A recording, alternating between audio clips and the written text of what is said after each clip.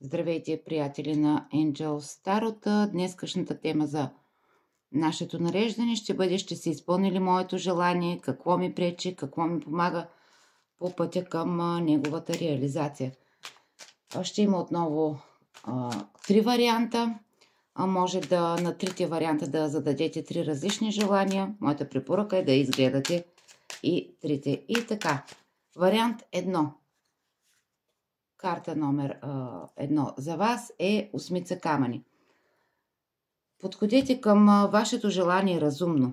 Разучете. Желанието ви е свързано с избори, които трябва да направите.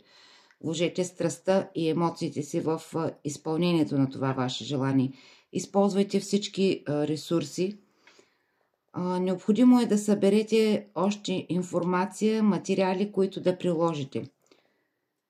Това ще бъде от полза не само за вас, но и за хората около вас. Стриктно спазвайте реда, плана, който е необходимо да се прояви.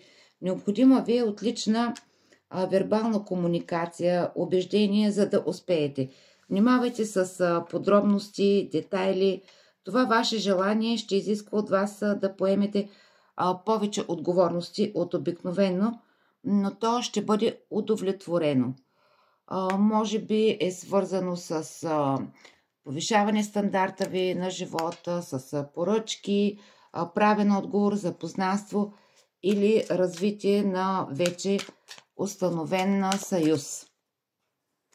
Втората карта за вас е картата на баланса или справедливостта. Какво ни казва тя? Поставили сте основа, на която да стъпите. Преценете добре всички за и против. Хоризонтът пред вас е чист. Нещата за изпълнението на това желание са ви дадени с ясна перспектива. Следвайте баланса, отстъпете малко назад и погледнете нещата отстрани. Извинявайте. Какво ви носи? Защо го искате? Накъде ви води всичко това? Проучете добре всички договори, споразумения, които бихте направили за изпълнението на това ваше желание.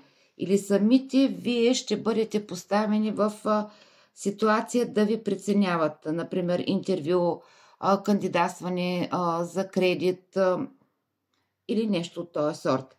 Действайте своевременно.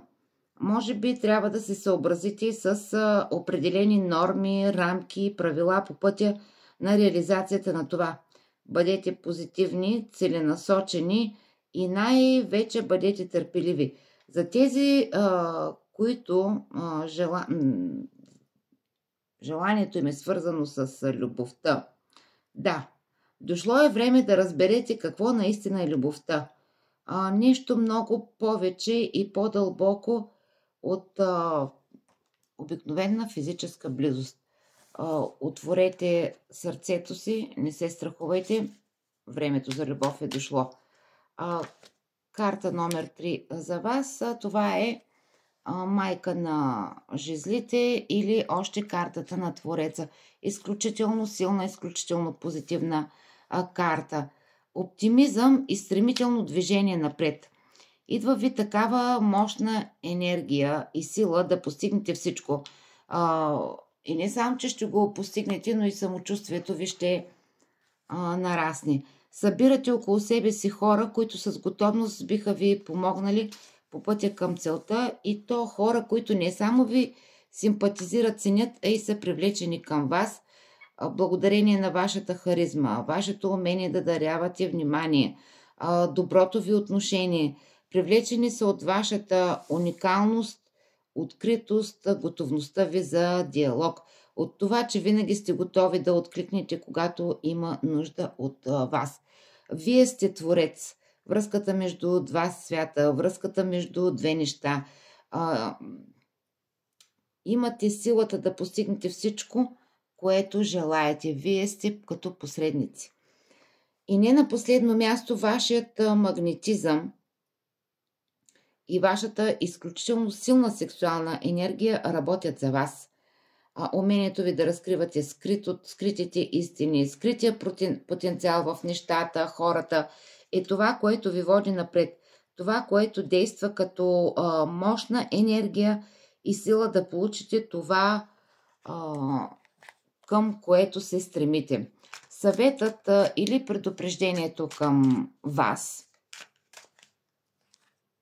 е четворка чаши. Какво ни казва четворка чаши и какво ни показва? В началото ще изпитвате затруднения. Не се поддавайте на съмнения, трудности. Не позволявайте това да ви спира да вървите напред. Някои от вас биха имали тези емоции благодарение на горчив предишен опит. Но запомнете, че това ще е просто етап, през който да преминете. Очаквате като че ли стимулите да дойдат отвън, но те са вътре във вас. Мобилизирайте се и не забравяйте, че всеки нов проект, замисъл започва с объркване. Имате потребност от емоционална сигурност и защита. Това е вашия подводен камък. Помнете посланието от първите карти. Игнорирайте съмненията и вървете напред. Скочете и ще видите, че вие просто няма къде да паднете, може пък и да полетите. Всички ресурси, ето ги, всички енергии, всичко, което ви е необходимо, ви е дадено. Вашият уникален талант, таланта ви за комуникация, да притегляте за и против, вашата целенасоченост, знания и опит са с вас. Следвайте плана си и стъпка по стъпка успехът е ваш. Да, ще отнеме известно време, но какво от това? Резултатът за вас ще е толкова удовлетворителен. Бъдете благословени и нека всички тези позитивни неща ви водят. Успех! И моля, ако видеото ви е харесало, харесайте го. Бих се радвала на ваши коментари за обратна връзка или споделете. Успех!